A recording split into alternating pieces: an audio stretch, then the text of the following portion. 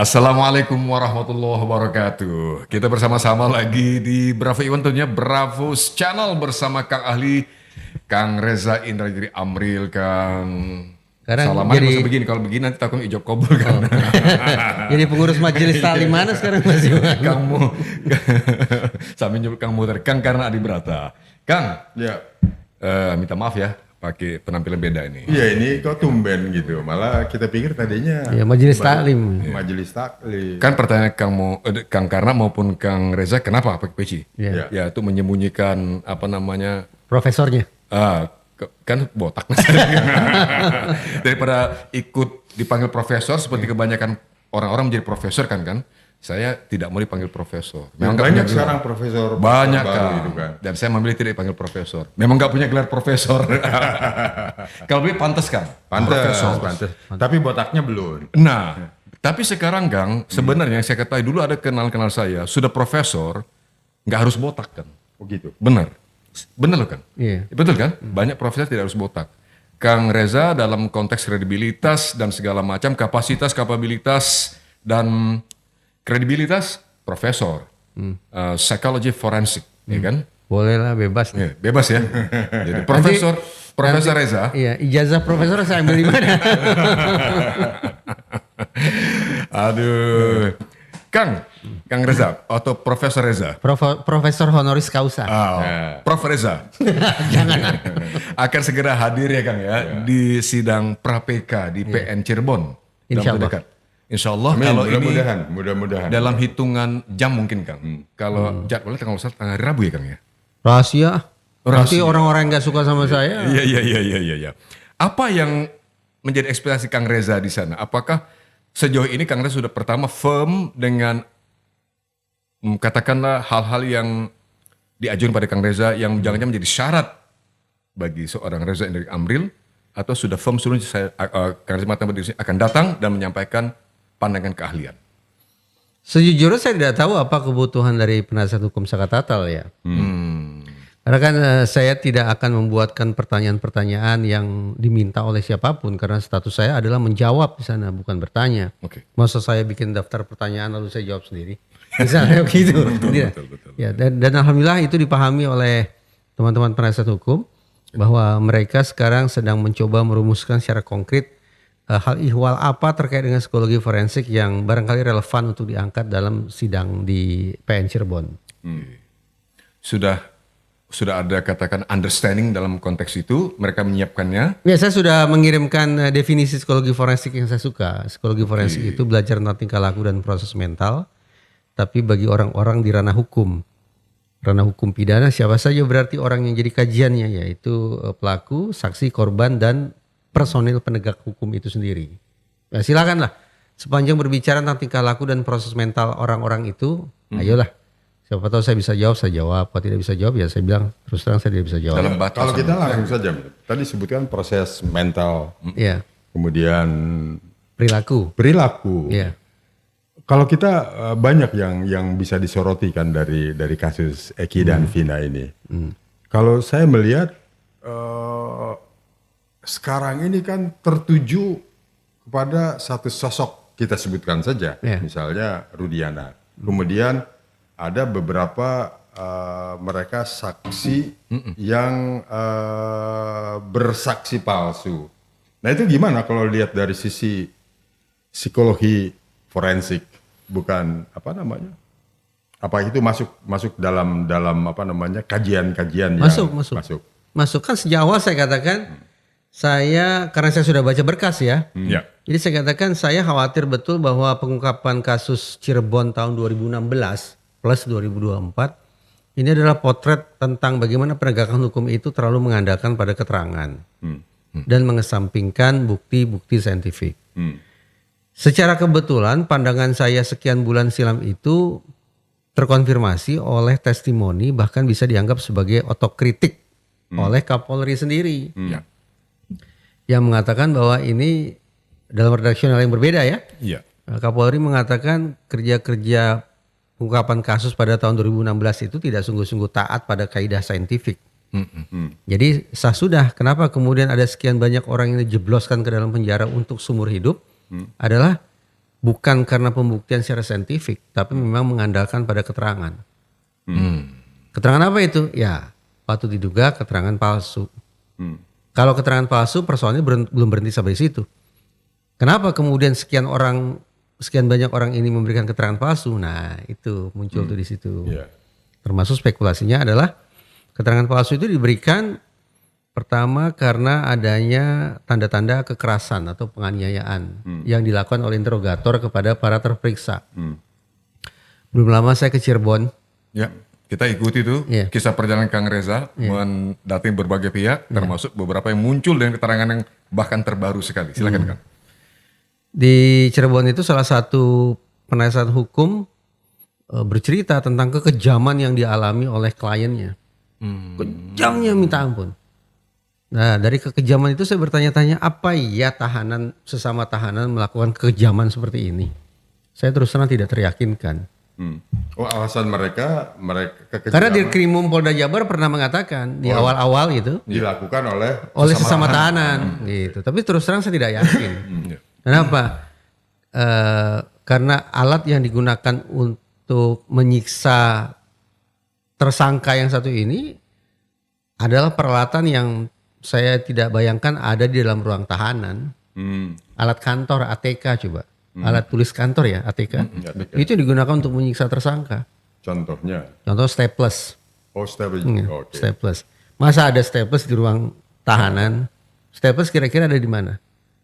Ya di kantor kan. Nah, berarti kira-kira tersangka ini diperiksa sekaligus disiksa di mana? Ya di kantor. Kantor mana? Ya kantor penegakan hukum. Oh, artinya bukan di tahanan. Bukan di ruang tahanan. Oke. Ngapain juga tahanan bawa staples ke dalam? Ya. Saya tidak bayangkan para napi di Iya. selnya punya Punya staples staples. Sekalian aja bawa mesin fotokopi saya pikir itu ya. dan bisnis kalian. Iya.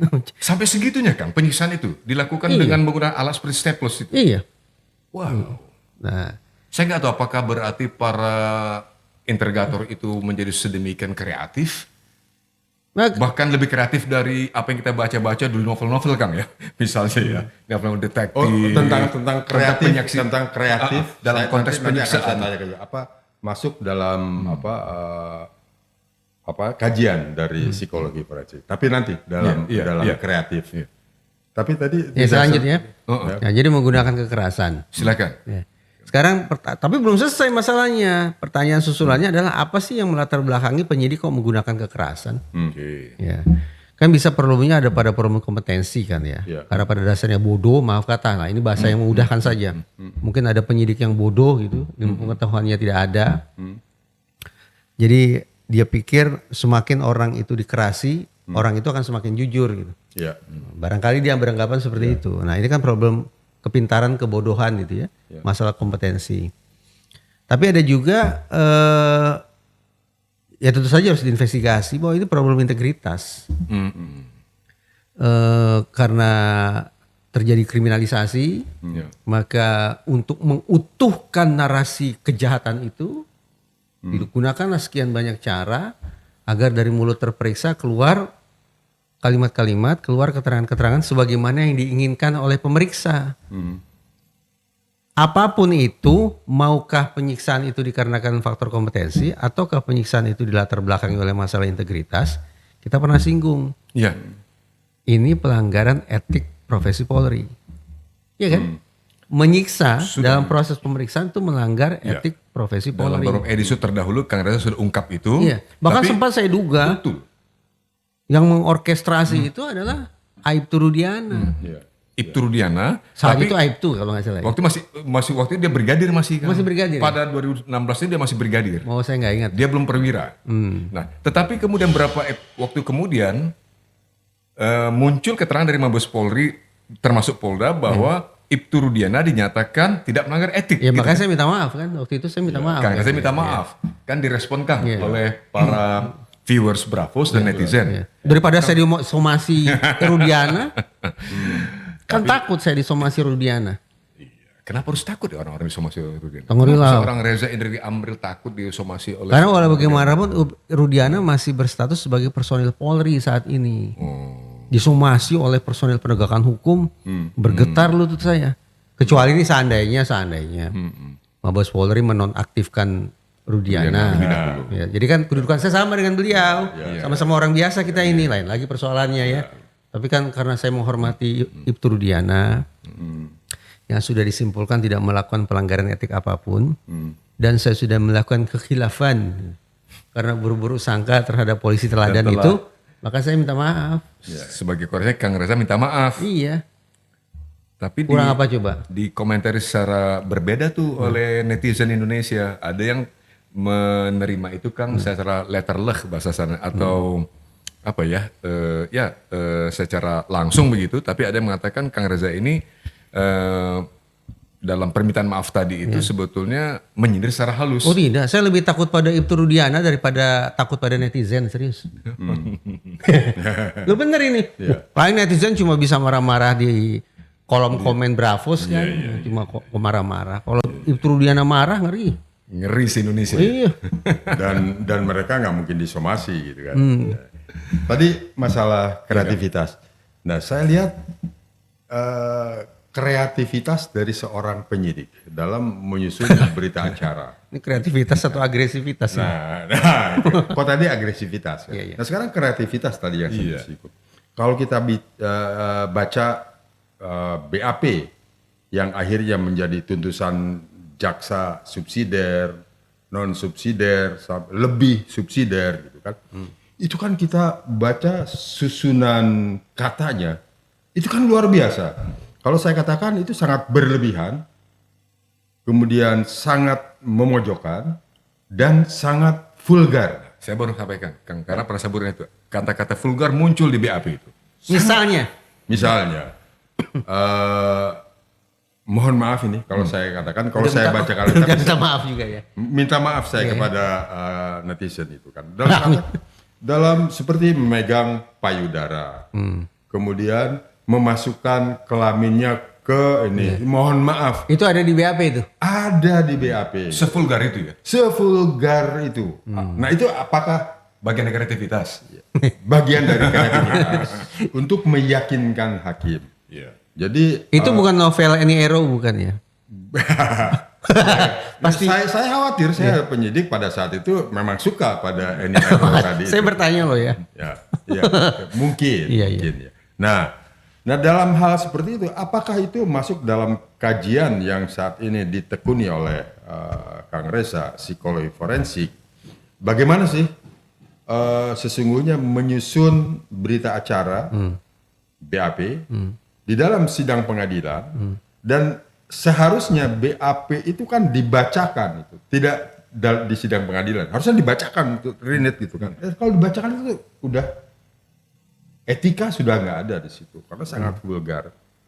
Nah, sayangnya saya juga tidak sanggup untuk membacakan rinci poin-poin, tapi intinya sangat vulgar. Nah itu bagaimana tuh? Begini, tolong saya dikoreksi ya. Kalau dari apa yang Kang Karna ceritakan itu kan saya bayangkan ini merupakan bentuk kejahatan seksual Ya, terhadap seorang perempuan yang notabene masih berusia kanak-kanak. betul. BAP itu berarti harus siapa yang susun? Yang susun harus penyidik dari unit PPA. Betul. Perlindungan Perempuan dan Anak. Unit PPA adanya di mana? Adanya di bawah Reskrimum. Betul. Nah, sekarang dicek aja itu nama penyidiknya, kira-kira penyidik itu bertugas di unit PPA, Reskrimum, atau di luar. Di luar itu. Jangan-jangan di narkoba pula. Ya. Nah, kalau dari situ saja sudah tidak jelas, maka kan memang ada sebuah prosedur pemeriksaan yang tidak terpenuhi. Ya. Bahwa sekali lagi ini kasus kejahatan, dianggaplah sebagai kasus kejahatan seksual kalau betul-betul terjadi ya. Ya. Kasus kejahatan seksual terhadap perempuan yang berusia kanak-kanak kok tidak dilakukan oleh penyidik di unit PPA di satuan wilayah setempat. Apakah itu kreativitas? Wah jelas bukan kreativitas lah. Ya. Jadi kita menggunakan kreativitas kan sebagai ekspresi nyinyir saja kan gitu ya. Betul. Sepenuhnya. Iya. Sejujurnya. Tapi harus kita katakan itu tidak memenuhi aturan main yang berlaku. Menyalahi atau melanggar prosedur. Kan? Melanggar prosedur. Ada tiga kata bukan kunci. oleh penyidik yang tadi dari unit yang semestinya kan mestinya. Iya. Sangat mungkin patut diduga itu bukan oleh penyidik dari Betul. bagian Iya. yang semestinya. Tambah lagi. Loh, kalau misalnya memang ingin dipastikan ini adalah perkosaan tidak, berarti kan harus dilakukan pemeriksaan oleh pihak yang kompeten untuk itu, yaitu misalnya dokter ya, dokter forensik.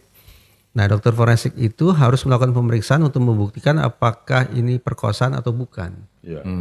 Dari berkas yang saya baca, dokter tidak sampai sejauh itu melakukan pemeriksaan. Sebatas mengatakan, oke, ada sperma, tapi sudah berhenti sampai di situ.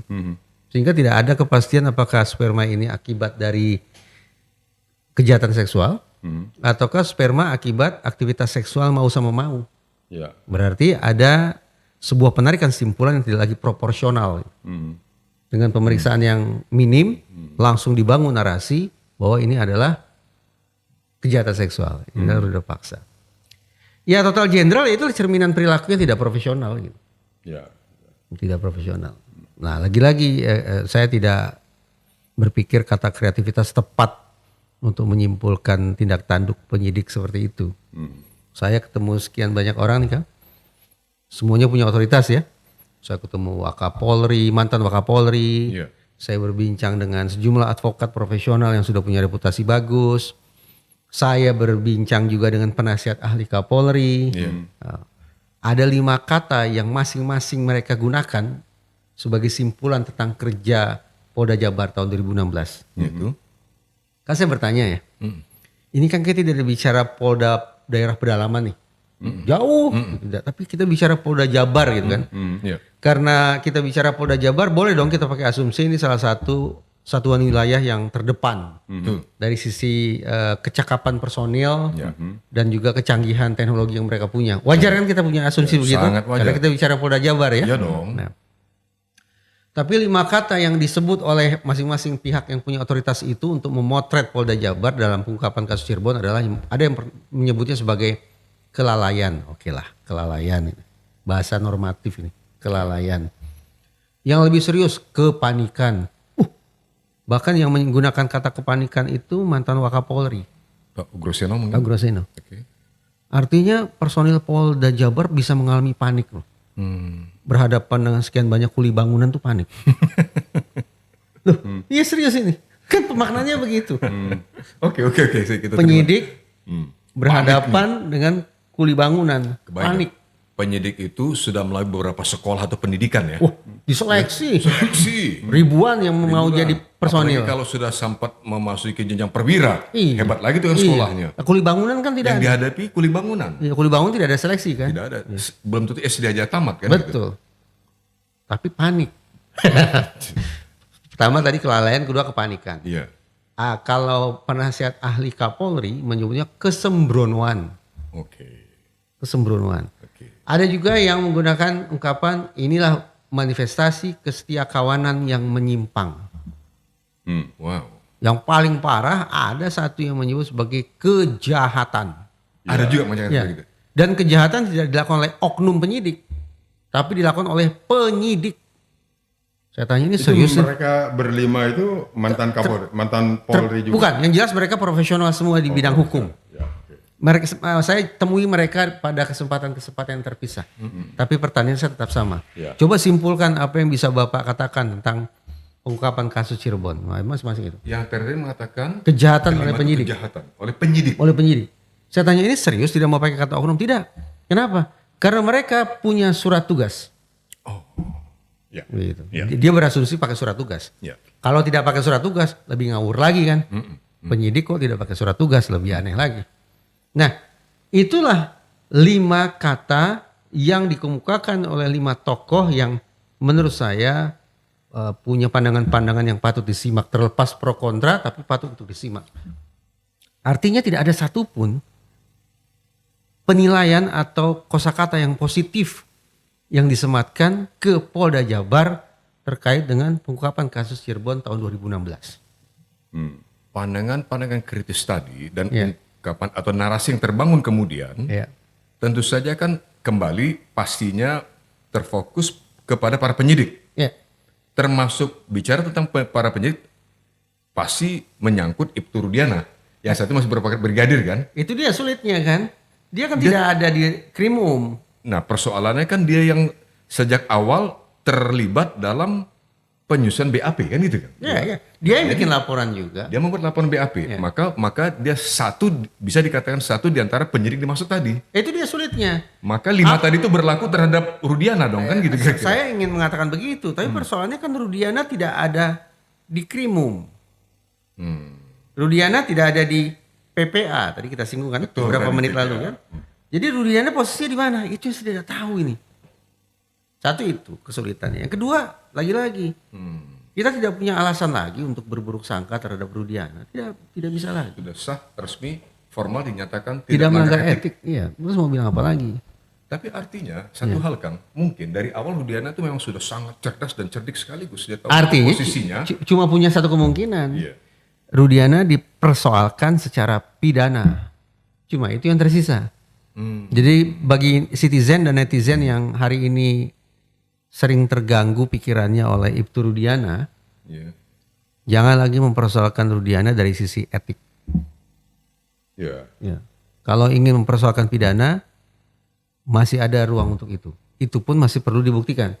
Tapi paling tidak, cuma itulah jalan bagi citizen, bagi netizen, bagi siapapun yang menganggap Ibtu Rudiana adalah sosok yang bermasalah. Tapi persoalannya, bayangkan ya, Ibtu Rudiana disidang pada sebuah perkara pidana. Ya gampang kan bagi dia untuk membela diri. Dia bawa aja surat dari Propam dan Saya tidak melanggar etik. saya tidak melanggar etik. Ini buktinya. Saksi saudara siapa? Saksi saya dari Propam, Ya. dari Ruasum. Kuat-kuat kan itu. Dan dalam Jadi hitung-hitungan di konteks atas yang lebih kertas. kekinian Kang, bahkan terkait dengan sidang pra PK di Pengadilan Negeri Cirebon, Ya. dipastikan Ibtu Rudiana menurut pengacara tidak akan hadir. Saya kira mudah banget mereka mengatakan senjata yang tadi Kang Reza ungkap. Bahkan mungkin sebelum menyampaikan itu dia mengatakan, oh ya waktu itu dia mengatakan yang disampaikan oleh Sakatatel itu bukan novum melalui pengacaranya ini.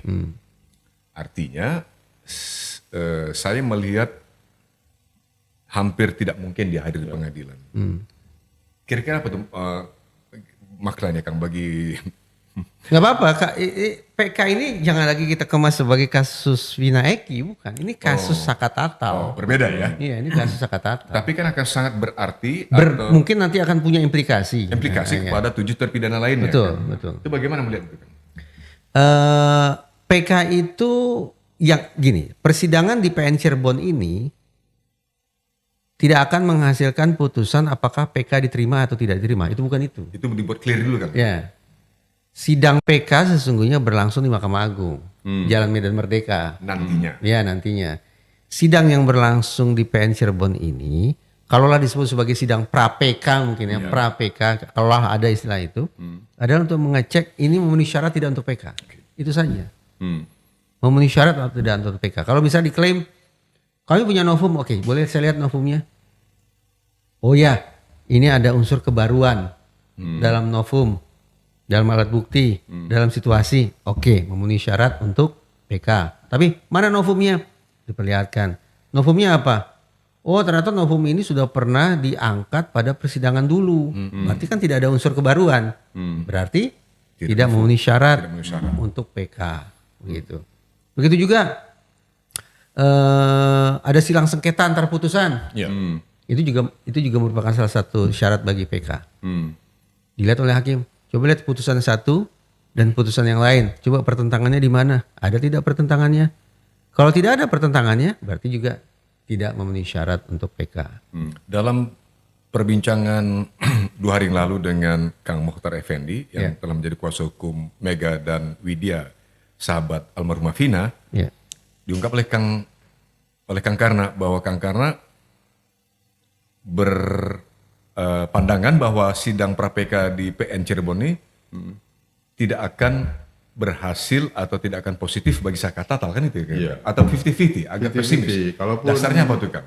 Kalaupun 50-50 pun kita masih berharap hakim yang apa namanya mengetuai peradilan tersebut sama dengan Hakim Eman Sulaiman. Karena Hakim Eman Sulaiman itu dari awalnya sudah kelihatan dengan cara bicaranya, gesturnya, itu saya sudah bisa menebak ini. wah ini berhasil. Pada sidang pra-peradilan Peggy Setiawan itu. Ya. Tapi Kali ini berbeda, Kang Karam. Kalau ini makanya saya bilang 50-50. 50-50. Jadi malah 49-51 lah masih kemungkinan ditolak. Nah, kalau kita sekarang bergeser sedikit nih. Tadi dikatakan oleh Kang Reza bahwa kalau kita tetap menyoroti Rudiana Rudiana pakai itu. Beliau masih polisi aktif. masih polisi aktif. Iya. Ada disebut pangkatnya. Mohon maaf. Iya. Kalau misalnya tersinggung nih Pak Rudiana. Iya. Apa namanya? Ibtu Rudiana Iya. dengan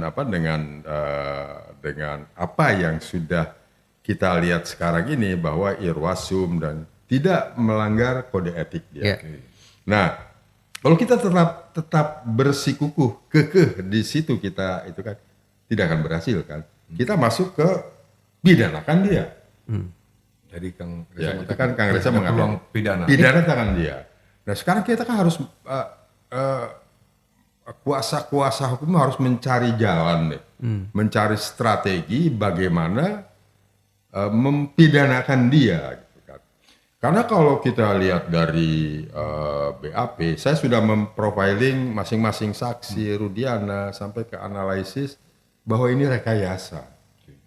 Apalagi dengan ditambahkannya kemarin kita berbincang dengan Kang Muhtar, kuasa hukum Widi dan Mega, ada poin-poin penting yang di situ yang berkesesuaian Ya. dengan apa yang disampaikan oleh Oki kan, Saksi lain. saksi Yang punya bengkel. yang punya bengkel yang di podcastnya Kang Deddy Mulyadi. Deddy Mulyadi. Lalu mendengar juga podcastnya Kang Reza di diskursus dengan dua saksi tersebut. Nah itu ada kesesuaian, cuman ada sedikit yang apa namanya Belum ini. yang belum klop nih mengenai jam. Pada saat lohor, ya Juhur, Eki dan Vina katanya nambal ban. Menurut Oki ya. Menurut Oki. Menurut Oki. Tapi artinya dan pada saat itu sudah memakai baju yang sesuai dengan yang dipinjamkan Mega. Nah, itu Padahal udah masih siang. masih siang dan persis sama. Kalau kita dengarkan lagi ke penjelasan dari itu menggunakan hot pen ya Eki ini Oki mengatakan menggunakan hot pen, kemudian baju garis, kemudian ini. Itu jam 12 siang. Padahal pergantian peminjaman baju dan pakaian itu di Tempat Widi itu di sudah Widi itu adalah petang hari ya. petang hari. Malam. Nah itu satu. Kemudian pada saat nambal ban dan pada saat jam-jam itu Widi Eki dan Vina itu kan ada di bengkel nih jam 12. Tapi menurut penjelasan ini dia itu masih menjemput atau dipanggil gimana? Itu masih agak Tidak sinkron gitu. Tidak sinkron. Tapi dengan apa yang kesaksian dari Suroto, soalnya saya lihat Suroto ini akan dipakai kesaksiannya untuk penasehat hukumnya Rudiana nih. Ya. Karena itu yang digadang-gadang gitu kan. Nah, dari kesaksiannya Oki dan Vina, kita lihat Suroto ini berbohong juga. Ya. Dari sebelah, sudut pandang yang sebelah, justru Suroto dia berbohong. Dicurigai bahkan berbohong. Berbohong Oke. gitu kan. Yang mengatakan bahwa kemaluannya kelihatan, celananya melorot dan memakai rok gitu kan. Nah, dua orang yang mengatakan memakai hot pen, betul. Oki dan Widi mengatakan Pakai celana pendek ya. Nah, itu kan, itu jadi di situ yang mesti kita cari sinkronisasi di antara dua itu. Hal-hal tadi Kang akan termasuk dalam analisis Kang Reza termasuk bagian yang katakanlah diuji pada sidang pra-PK itu untuk mencari sejauh mana ada novum kira-kira Kang termasuk dalam kesaksian-kesaksian baru ini Kang. Saya tidak tahu ya apa yang dibawa oleh penasihat hukum Sakatatal ke Iya, tergantung itu PN memang. Cirebon terus terang saya tidak tahu. Tetapi sekali lagi sebutlah sidang pra-PK ini kan tidak termasuk pada pembuktian material. Oke. Hanya memenuhi syarat atau tidak sih? Dari lebih pada aspek formilnya, bukan pada aspek pembuktian materialnya. Yang Kang Karna sebut tadi ada ketidaksinkronan, pakaian, jam, apalagi Itu pada pembuktian material itu. itu pada pembuktian material itu. Tentang perbuatan pidananya, tentang peristiwa pidananya. Itu yang disebut sebagai pembuktian material. Pembuktian tentang peristiwa pidananya. Sehingga hakim akhirnya mengatakan terjadi atau tidak sesungguhnya peristiwa pidana itu. Sementara sidang sebutlah pra-PK mirip dengan sidang pra-peradilan dulu, mengecek pada kelengkapan administratif sebuah calon perkara. Ya. Tadi kemarin Aspek formilnya jadi. ya, kemarin kita sempat berbincang berdua di luar Iya. forum seperti begini dengan Kang Iwan. Saya menarik apa yang disampaikan oleh Kang Reza. Kang Reza itu mencermati foto yang dari Ibu Titin. Oh, dari Kang Muhtar maksudnya. Kang Muhtar, Kang Reza. Kang Muhtar Iya. mendapatkan 2 foto atau beberapa foto pada saat di rumah sakit itu kan, foto dari Vina, itu kan. Nah, yang disampaikan dalam tadi pra PK itu, Di PN Cirebon ini. ya. Tapi menurut kejaksaan bahwa itu sama sudah pernah disampaikan gitu kan, walaupun objek fotonya sama tapi dengan angle yang lain. Ya itu maksudnya. Sebetulnya itu kalau menurut saya lagi itu adalah novum. Nah, karena yang disoroti di situ adalah tadi bahwa celana dalamnya Vina itu masih melekat di situ. Masih utuh lagi. Masih utuh. Dan si Kang Muhtar sempat menanyakan kepada Ibu Titin, ini foto laki atau foto perempuan gitu kan. Oh, itu foto Vina gitu kan. Kenapa menanya? Nah, Kang Muhtar menanyakan tersebut karena mohon maaf sekali lagi bahwa celana dalamnya itu agak menonjol di kemaluannya. Jadi dipikirnya oleh Kang Muhtar bahwa itu foto laki-laki memakai swempak gitu kan. Ternyata itu adalah pembalut. Almarhumah Vina itu sedang memakai pembalut. Sedang Berkesesuaian dengan keterangan Widi. Sesuai dengan keterangan Widi. Dia minjam uang untuk beli pembalut kan Betul. si almarhumah. Nah, artinya kalau foto itu ditelaah ulang oleh hakim, Bisa menjadi novum. bisa menjadi novum. Artinya tidak ada perkosaan, tidak ada darah yang keluar darah segar kecuali karena pada saat itu Sedang menstruasi. sedang menstruasi. Nah, itu sebetulnya itu kunci untuk masuk.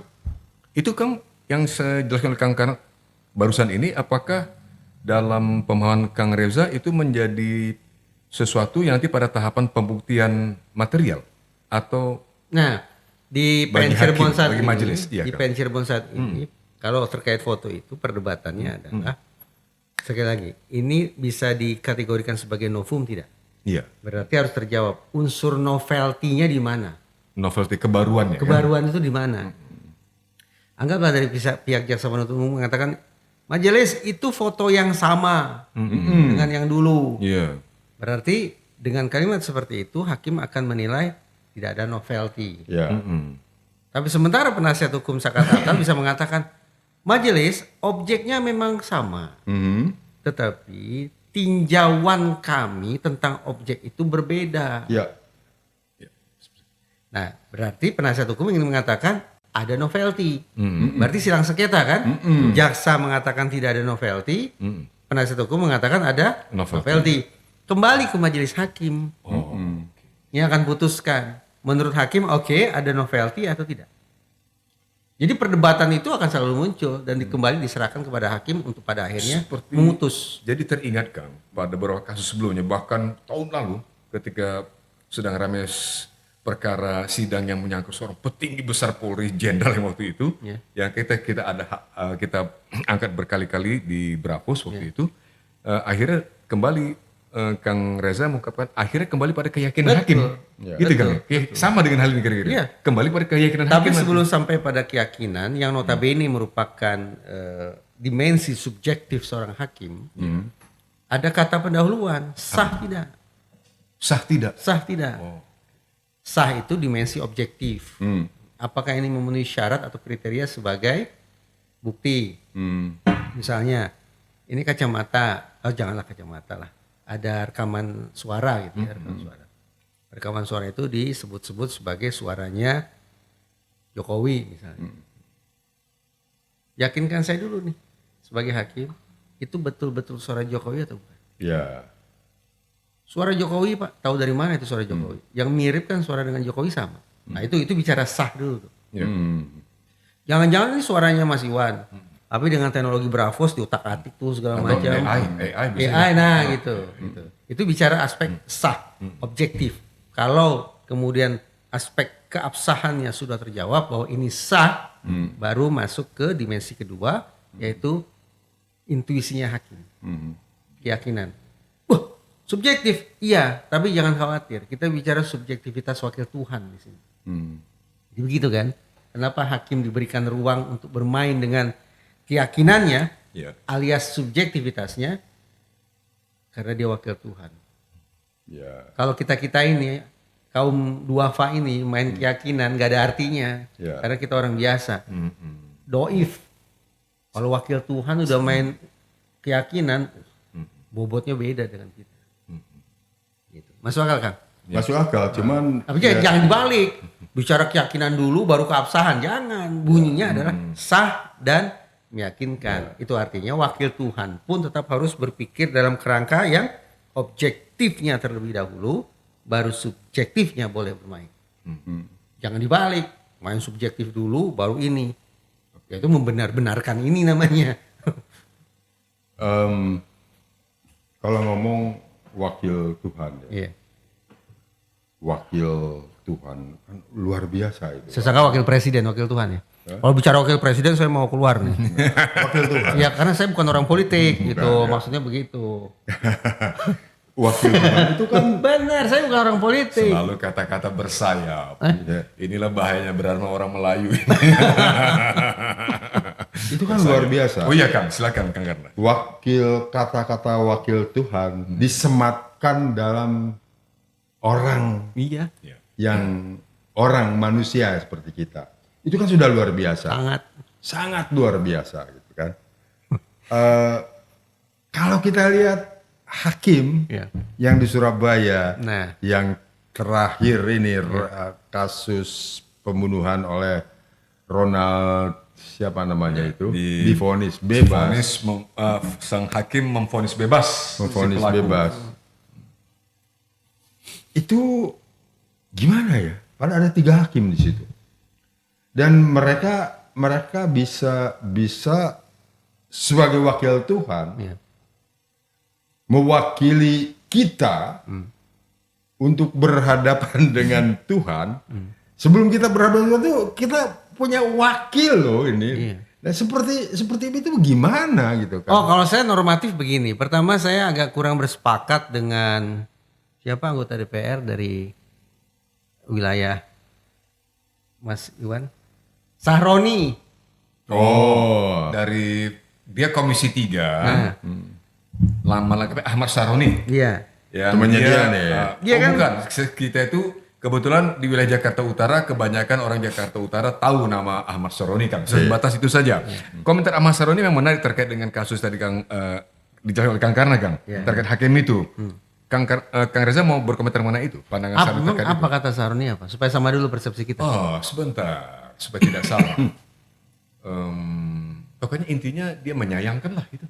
Ya kalau dia kan berprasangka bahwa ini hakimnya ada kemungkinan hengki-pengki kan. Oh ya.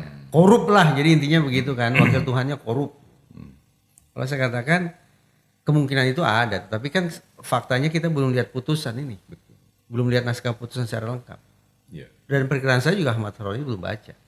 Sehingga karena sebatas menduga-duga, maka secara teoritis kemungkinan cuma satu. Jaksa gagal meyakinkan hakim, penasihat hukum terdakwa berhasil meyakinkan hakim. Sederhana itu Seperti aja. ya. Sesederhana itu. Sederhana itu aja. Jaksanya gagal meyakinkan hakim. Tinggal lagi ditanya, di mana letak kegagalan jaksa dalam meyakinkan hakim? Mungkin salah pakai pasal. Mungkin tidak sinkron antara yang di berkas penyidik dengan hasil otopsi. Jadi rapuh. Berkas yang diajukan oleh jaksa itu rapuh. Di kepala hakim tidak terrakit secara utuh. Sementara pada saat yang sama penasihat hukum berhasil melakukan good lawyering, pembelaan yang optimal terhadap kliennya. Ya sekali lagi saya katakan, dalam perseteruan semacam itu karena hakim lebih teryakinkan oleh penasihat hukum, maka dia katakan bebas. Oh, ngerti sekarang. Jadi sebetulnya kita tidak bisa menghakimi Betul. seorang hakim wakil Tuhan, tidak bisa. Kecuali kalau kita udah baca putusannya lain soal. satu. Atau terbukti di belakang di warung dia terima duit Ya. misalnya kayak gitu. Jadi kemungkinan tuntutan jaksa itu, Nah itu. tidak meyakinkan hakim. Iya. Itu dia. Nah ini kan kebalikan apa yang kasus Vina dengan Eki. Iya. Tuntutan Sangat jaksa kuat. itu sangat kuat, kreatif, Iya. Kreatif. sangat kreatif. Iya. Sementara Hampir sama kita baca sebuah novel hingga meyakinkan hakim bahwa bersalahlah mereka 8 orang itu. ya. Ini berkebalikan nih. Betul. Kang Karna bener. Walaupun berkas dari penuntut yang sangat solid itu tampaknya hari-hari belakang ini semakin terendus di dalamnya itu ada penyimpangan. Ya. Berkas solid yang disusun secara menyimpang. Tapi itu lagi kan. Ini nih bicara Vina Eki. Cirebon, iya, Oh, Cirebon. masih baca Cirebon. Panggilan Dan pada saat yang sama saya mengatakan terjadi bad lawyering, pendampingan hukumnya yang tidak optimal. Sepertinya Bu Titin mengakui dengan segala hormat, saya mengapresiasi Bu Titin sebagai seorang pejuang hukum, tapi beliau akui waktu itu beliau relatif masih hijau Iya. dan banyak aturan-aturan, banyak keterbatasan. Dan pada saat itu lawyer kampung itu masih. Iya, iya. Pada saat Berarti itu. itu ya, gitu. Kalau sekarang kan sudah mau migran nih ke tengah-tengah kota kan papan Ibu Titin. atas lah ceritanya. Oke. Nah, bad lawyering jadi kombinasi antara berkas dari penuntut yang sangat solid, walaupun di dalamnya terindikasi ada banyak penyimpangan, dan pada saat yang sama bad lawyering. Ya sudahlah, mantap sudah hakim berpikiran jaksa penuntut umum ini. yang benar. Waktu akhirnya majelis menjatuhkan vonis Ya. terhadap ke-8 orang itu termasuk sangka tatal di sana. Nah, Kang, pasti kan ada yang Kang Reza expect atau menjadi ekspektasi ketika hadir nanti sebagai ahli pada sidang pra PK katakan itu di Pengadilan Negeri Cirebon dalam waktu dekat, dalam hitungan hari nih. Mungkin tidak, saya paham kalau Kang Reza tidak mengungkap Kang ya, Kang, karena seluruhnya. Tapi ada hal-hal yang sudah dijaga-jagain oleh Kang Reza akan seperti ini nanti nih, pertanyaan-pertanyaan dari para pihak. Karena pertanyaan Mas Iwan diembel-embeli dengan sebagai ahli, itu ahli yang akan dihadirkan di Iya persidangan. dong, ahli dong, profesor kan. Iya. Maka ekspektasi saya adalah ekspektasi normatif, bahwa ekspektasi saya kontribusi keilmuan yang coba saya bagikan akan bisa membantu proses penegakan hukum atau proses persidangan itu. Sudah, sampai di situ saja. Karena diembel-embeli sebagai ahli yang akan dihadirkan di persidangan. Nah, Kang Reza, dari kaitan begitu banyak dari kasus Saka Tatal ini, apa namanya? Apa yang bisa sebetulnya dari apa yang ilmu yang dimiliki oleh Kang Reza untuk membuka sistem peradilan yang benar, atau arahnya itu Saka Tatal itu benar loh, nggak salah. Ini kita bicara Saka Tatal spesifik atau secara umum? Spesifik Saka Tatal, karena ke depan ini Saka Tatal. Kalau Saka Tatal sebagaimana saya katakan tadi, bahwa menurut saya ini adalah pengungkapan kasus yang terlalu mengandalkan pada keterangan. Betul. bukti saintifiknya lemah, itu satu. Barangkali di setiap PK terkait kasus Cirebon narasi dari saya kan kurang lebih sama. Itu lagi. Tapi kalau kemudian hal ihwal ini ditarik ke tataran makro, muncul kritisi saya. Kritisi saya adalah proses persidangan itu kan harus memenuhi azas fairness kan? Fairness kan? Setiap pihak baik itu penuntut maupun penasihat hukum harus punya ruang yang sama kan? Untuk memeriksa saksi, untuk mengajukan pertanyaan, harus sama kan? Termasuk terhadap ahli kan? Termasuk terhadap ahli. Tapi saya bukan profesor. Ya. Kiai, saya bukan Ini dari profesor. saya Kiai. aja. Jadi Sekarang saya panggil Kiai. buat Bravo viewers itu sapaan saya khususnya. Ini saya kepada juga beliau. heran ini pada saat kita berbincang sekarang ini kok tiba-tiba baju dalamnya kiai, Iya. kopiahnya. Mungkin karena udah dapat ini jatah tambang. Maksudnya. Saya Langsung berafiliasi kemana sih? I don't belong to any organization. Saya tidak menjadi anggota ormas manapun Kang Reza. Karena bertepatan Iya. busana baru ini bertepatan dengan bagi-bagi jatah tambang, jatah kelola tambang. Tapi Muhammadiyah sudah mau loh. ya, itu tadi kayak NU mungkin sudah masuk duluan. ke NU dulu. Ini kayak sekarang mencoba Semoga- berafiliasi kemana? Saya hanya berdoa semoga beliau semua. Nah, saya lanjut. Siap, Kalau Kang. ditarik ke tataran makro, Mangga kan? kritis saya azas fairness atau keadilan atau keseimbangan itu tidak sungguh-sungguh terpenuhi ketika kita bicara barang bukti. Pemeriksaan saksi fairness terpenuhi. Mengajukan pertanyaan fairness terpenuhi. Tapi terkait pemeriksaan barang bukti menurut saya tidak sungguh-sungguh fairness. Kenapa? Sperma yang disebut-sebut bukti perkosaan itu dikuasai oleh siapa? Oleh penyidik. Betul. Apakah penasihat hukum para terdakwa dulu punya akses untuk mengecek DNA? Tidak. Samurai panjang, samurai pendek yang disebut-sebut sebagai barang bukti penusukan terhadap kedua korban. Pertanyaan saya, apakah penasihat hukum para terpidana bisa mengakses samurai itu? Tidak. Untuk dicek mana sidik jariknya, Tidak. mana DNA-nya, tidak kan? Nah, apalagi CCTV. CCTV-nya ada kan? Kalau kata penyidik kan tidak bisa dibuka. Betul. Pertanyaannya, penasihat hukum pernah tidak dapat akses untuk membuka CCTV itu? Tidak. Lagi, pekan-pekan belakangan ini, bukti komunikasi elektronik via Persis. handphone. Iya, pembicaraan Almonofina terakhir dengan Widi dan Mega. Iya, misalnya seperti itu. seperti itu itu ada di bisa. mana? Gawainya dikuasai siapa? Polisi juga. Polisi.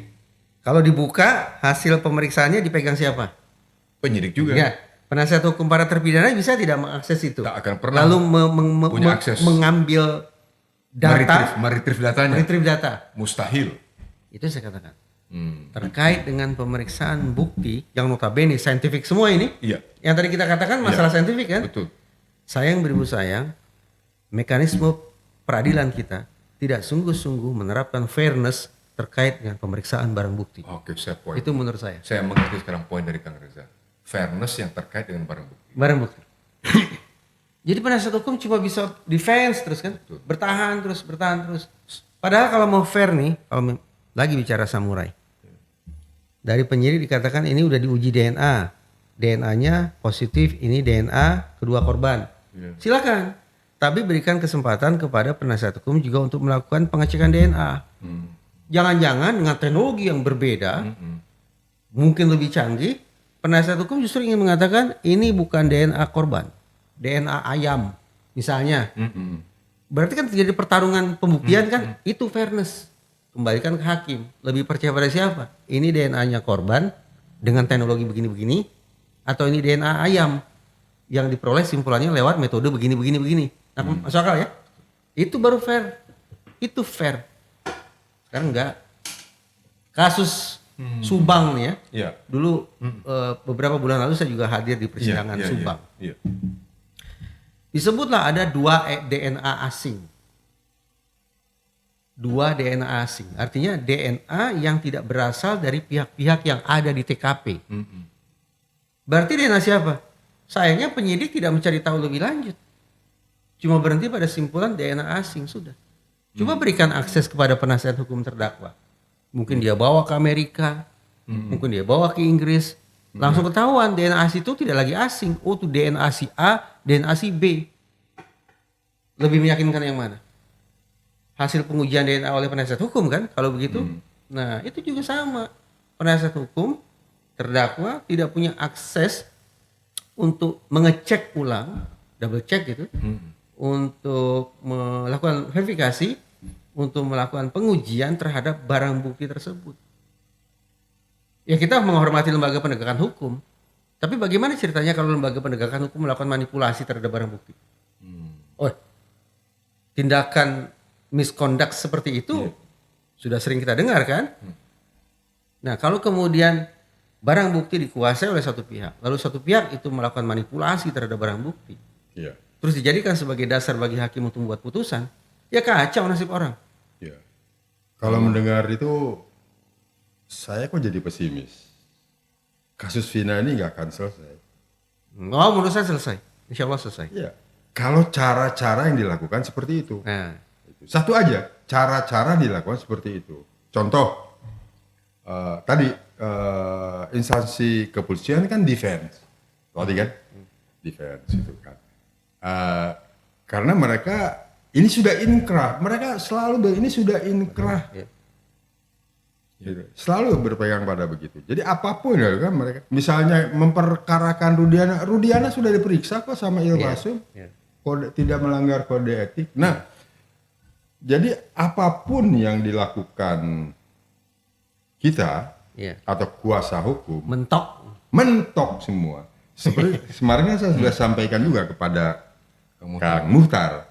Kang Muhtar kan hanya berharap, saya tanyakan, ini menjadi penasehat hukum Widi dan Mega, itu arahnya akan kemana? Yang begitu. Arahnya kan, arahnya ada kecelakaan loh sebetulnya ini, itu kan intinya kan begitu. Ya, bukan ucapan Kang Muhtar begitu.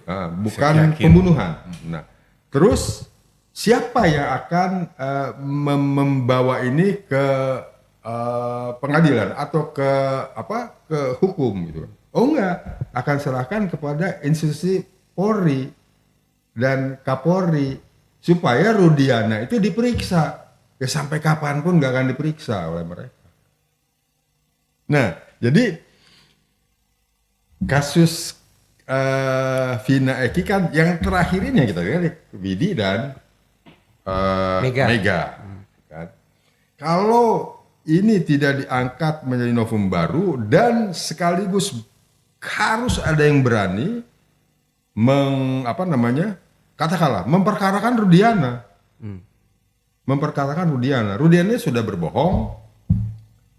Kemudian mempengaruhi AEP, Liga dan Dede yang kemudian belakangan muncul justru. Mereka sudah muncul. Mereka sudah mengatakan dia sudah menarik kesaksiannya. Iya.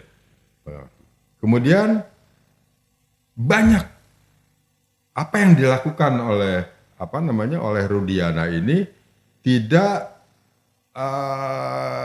masuk di prosedur penyidikan juga sudah salah, melaporkan juga sudah salah, bukan? Kemudian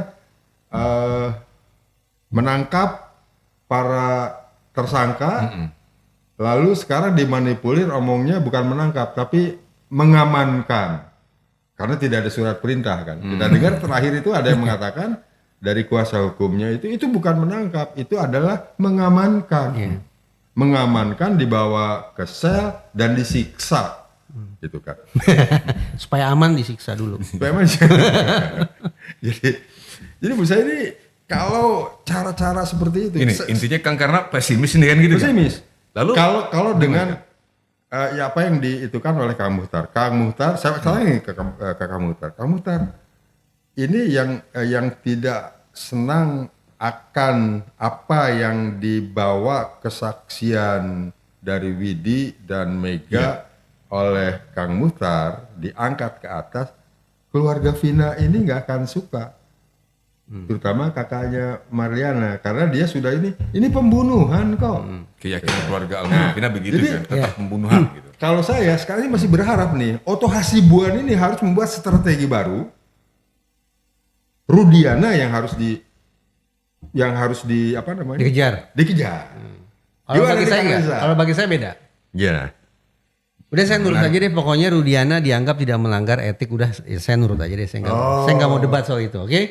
Tetapi kebenaran dan keadilan harus terus diperjuangkan. Oh, sebentar Kang Reza. Ya. Dia betul tidak melanggar etik, betul. Ya. Tapi belum tentu dia tidak melanggar hukum. Iya betul, itu tadi saya katakan. Jadi netizen dan citizen yang masih ingin nguber-nguber Rudiana, kalau netizen dan citizen masih mau menguber-nguber Rudiana, jangan kejar lewat lintasan etik, lintasan hukum pidana. Betul. Ya. Itu sesuai nih Kang Reza sama Kang Karna. Iya, iya. Lewat jalur pidana Ya. untuk Tapi itu jalan berputar Perkarakan jauh, Rudiana. jauh, Jauh, berputar, jalan berputar jauh, ini. jalan berputar. Nah, kita kan sedang mencoba menguak misteri kematian almarhumah Vina dan almarhum Eki. Itu kan target kita. Nah kalau kemudian ngejar Rudiana dulu berarti kan muter dulu tuh. iya. Muter jauh. Kalau menurut saya begini.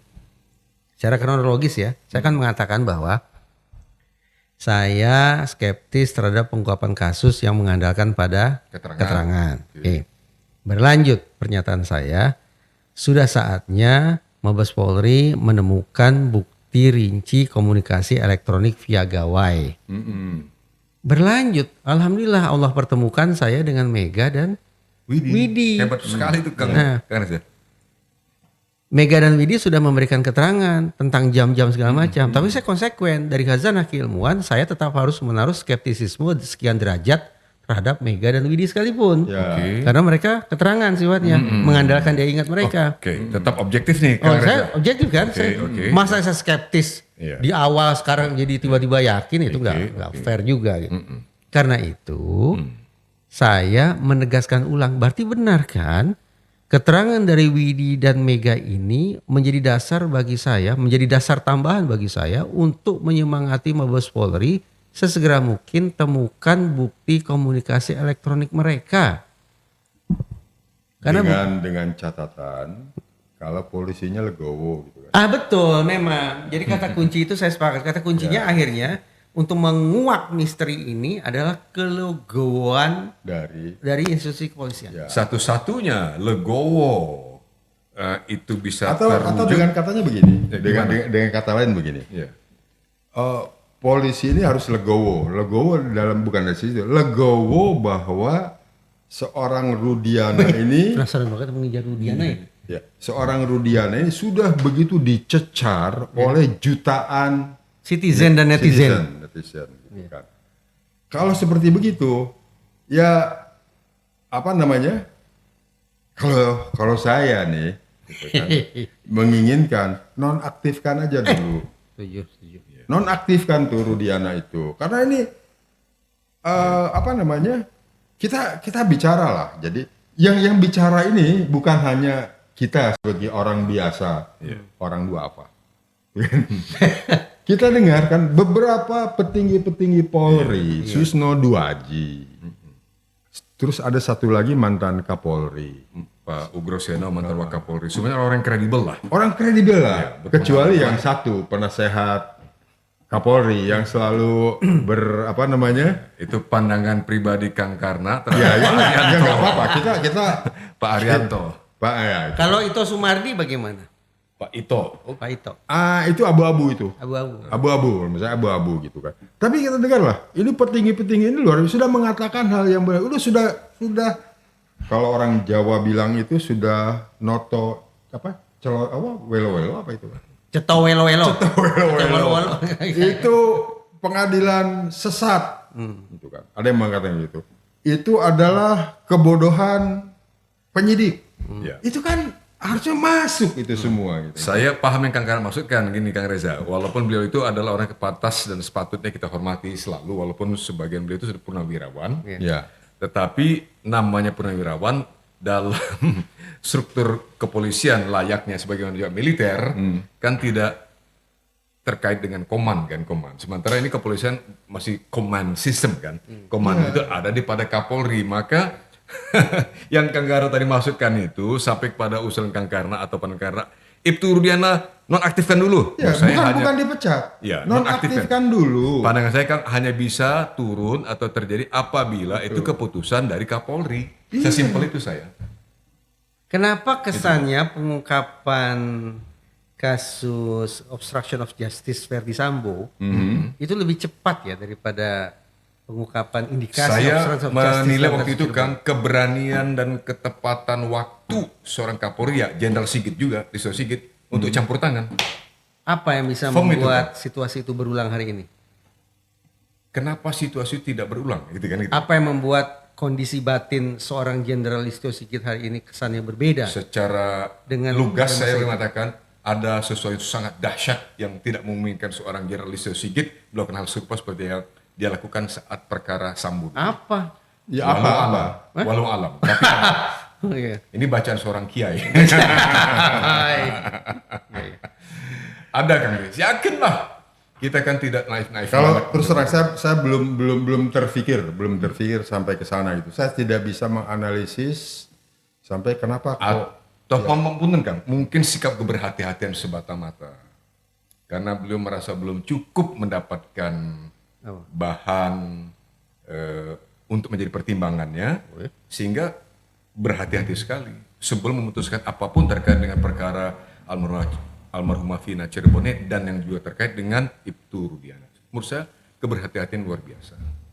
Jadi saya kira begini, seharusnya mereka ini yang sekarang bersikukuh atau kekeh terapi, baca deh itu tuh berita acara itu, Iya, iya. mulai dari huruf pertama sampai huruf terakhir baca itu. kalau yang terakhir bukan huruf, Apa itu? pasti tanda baca. Kalau yang terakhir tanda titik pasti. Terakhir Yang Bang. pertama huruf pasti. Baca itu.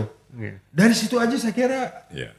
Andai kata bisa logika kita ini bisa bermain dan bisa melihat ini nih Kayaknya Kang Karna gemes banget ya. gemes.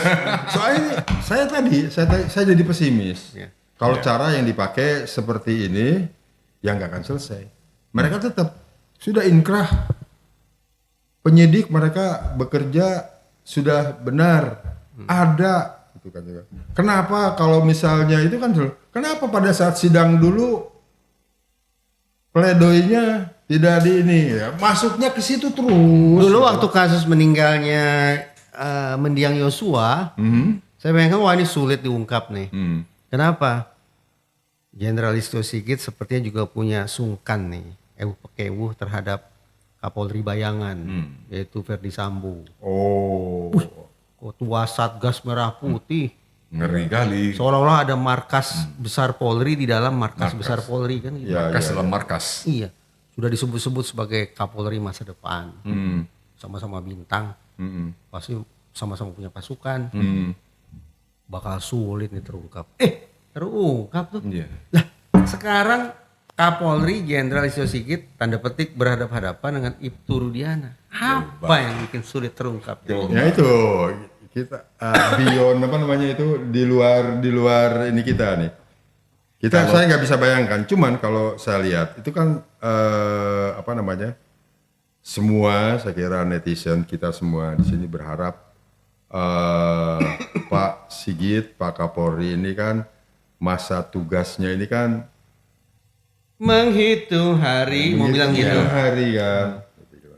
Alangkah eloknya. Ini selaku orang pendukung Prabowo Subianto, kalimatnya hati-hati nih, udah bicara Jenderal Listio Sigit menghitung hari. Betul. Sebagai Kang Karna sebagai Hardlinernya Prabowo Subianto, diehardnya daihatnya Prabowo. Prabowo. Kalau misalnya sampai pada akhir masa tugasnya dengan apa yang tertulis di ini, wah sudah berhasil satu kasus Sambo, dua kasus yang sangat sulit diselesaikan, Cirebon. Waduh, Tinta emas dong ya tinta emas. bagi Kapolri Listio Sigit. Ya. Kalau tinta emas lalu Oktober nanti apa yang terjadi? Bisa jadi menjadi Kapolri lagi atau menjadi menteri lah. Kan gitu kan. Kemungkinan menteri dalam negeri. Tapi Tapi gini Kang, saya sepakat bahwa ketiadaan atau the absence of decision saat ini dari petinggi Polri yang paling top. Buat saya kalau pakai istilah ketika saya baru ingat nih Kang karena Kang Reza dulu istilah yang juga dipakai oleh seorang senior saya yang saya hormati waktu di BBC di London, beyond my comprehension. Nah, itu yang tadi saya ngomong tadi. It's beyond my comprehension. Bahasa sederhana kita, kok bisa ya? Kang Reza dulu Tidak habis pikir. tidak habis pikir. Seorang Kapolri, jenderal top yang ngadapin itu. Gimana? Lama betul ini baru ada sih penyikapan. Itu aja yang bisa saya sampaikan. Mohon maaf ini kalau, tapi jangan-jangan citizen kita lebih keras lagi Kang narasi terkait dengan persoalan itu. Oh iya, kalau kita baca di komentar itu, kita kan coba menghaluskan apa yang disampaikan mereka, walaupun pahit. Iya, betul. Tapi bagaimanapun kita tetap memberikan harapan sepenuhnya kepada institusi Polri kan. Betul. Tetap Kang. Polri tetap salah satu dari Institusi negara. institusi negara yang paling kita cintai. Iya dong. Pengayom, pelindung, dan pelayan masyarakat. Iya. Presisi. Luar biasa. Semoga akhirnya kepolisian sebagai institusi yang sangat kita harapkan dibangun oleh masyarakat untuk menjaga aman ke depan. Dalam konteks pengungkapan perkara Cirebon yang sekalipun menyangkut salah satu personil sendiri itu Ibtu Rudiana maksud saya bisa segera menemukan titik terang ya Kang Karna, ya Kang Reza, dan mudah-mudahan semuanya bisa betul-betul memenuhi azas keadilan berdasarkan kebenaran. Dan saya nggak tahu bagaimana nanti ini prosesnya, tapi mudah-mudahan tidak harus memutar jalannya tadi seperti Kang Reza katakan. Jangan jalan muter dah kalau bisa. Tapi Kang Karna di sisi lain ternyata masih ada pesimisme. Saya rasa sah-sah saja, betul nggak Kang? Betul. Iya kan? Kang Reza pun tidak serta-merta menerima sepenuhnya kan keterangan Widi dan Mega kan? Oh harus, saya harus konsekuen dengan apa yang sudah saya katakan. Ya, satu, sebagai manusia 8 tahun yang lalu mengingat itu pasti ada celah-celah yang lupa. Ya, tidak mungkin sempurna Nggak ingatan mungkin manusia, sempurna. ya, Kang. Di sisi lain seperti Kang Karna udah ingat tadi, Presiden aja hakim bisa kaget. iya. Presiden Bisa kaget ketika dikatakan bahwa bandar judi kita Itu tuh Mr. T. inisial awalnya. Awalnya T. Kaget presiden katanya. Presiden aja kaget bagi saya. Teman saya banyak namanya T Kang, awal-awalnya. Iya. Ada T itu Teddy. Ada T itu, oh benar teman saya dulu waktu di suatu pendidikan namanya Temi. Jadi T juga, Temi jangan jadi Temi ini. Temi loh. Kang dari Kang Karna. Oke, cukup. Dari Kang Reza. Terima kasih. Nuhun Kang, semoga sukses Kang nanti ketika Kang Reza tampil sebagai ahli di Ya insya Allah.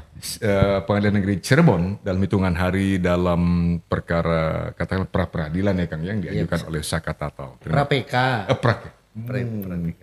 Inilah manusia. Bisa lah disebut pra-PK. Manusia kan, manusia. Kita bukan wakil Tuhan. Bukan wakil Tuhan kita. Manusia adalah tempatnya khilaf. Saya mohon maaf kalau ada kesalahan dalam tutur kata. Kang Reza maaf, Kang Karna maaf. Kita jumpa lagi pada lain kesempatan ya Kang ya. Siap. All the best sekali pada Kang Reza ya, Kang Karna ya. Hatur nuhun, Kang Karna, Kang Reza. Wassalamualaikum warahmatullahi wabarakatuh. Waalaikumsalam warahmatullahi wabarakatuh.